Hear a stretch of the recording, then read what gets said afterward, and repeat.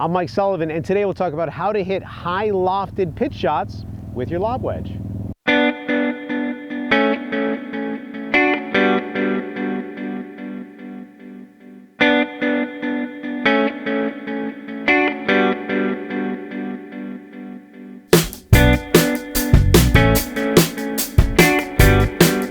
So we've got a shot here where we've got a short pitch shot. It's an elevated green.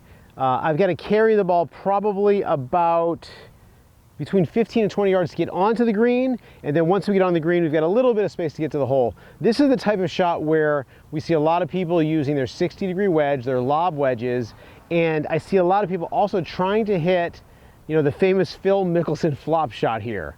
And even for better players, what I want to show you, one of the dangers is of trying to play, you know, too much of that flop shot. So I'm going to go ahead and play what we call that flop shot. So the ball's forward in my stance, and I'm going to go ahead and I'm going to slide that club under the ground and watch what happens. I'm going to try my best to hit a good shot.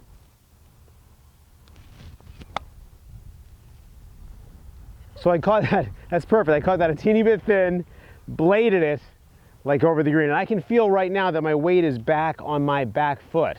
So that shot, if you've tried that shot enough, you've hit that shot. And what happens is this. Number one is if I get my weight really going too far back on these shots, and people are definitely incentivized to move their weight back when they're trying to get the ball up in the air. When we are hitting from an uphill lie, which a lot of times you're going to have a slight uphill lie when you're hitting to an uphill green, and you want that ball to get up in the air, it's very easy to get your weight moving back a little bit, and then the club gets ahead of your hands and you can chunk it or skull it, and you end up in a situation where you're really in a lot of trouble.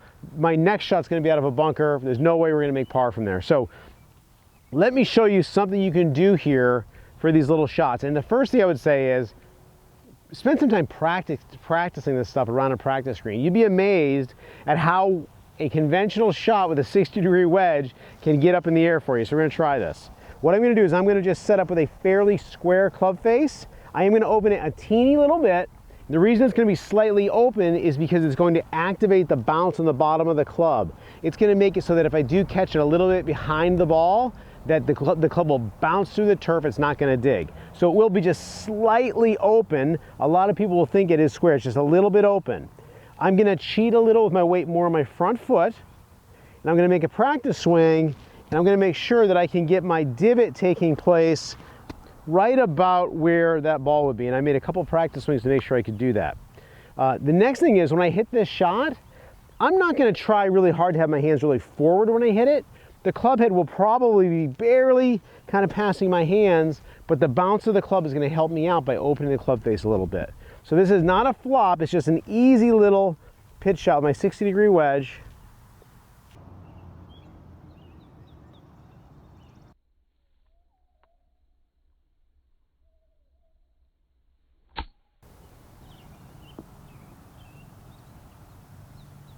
I think that's pretty close. So number one, you got to practice these shots.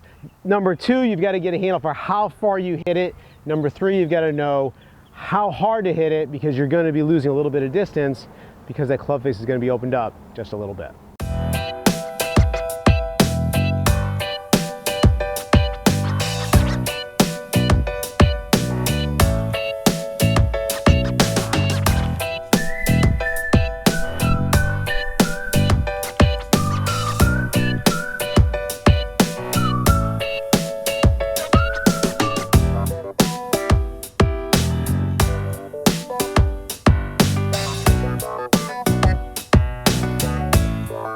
If you like this video, go ahead and give us a thumbs up for a like. And if you subscribe to our channel, you'll be notified by email each time that we produce a new instructional video.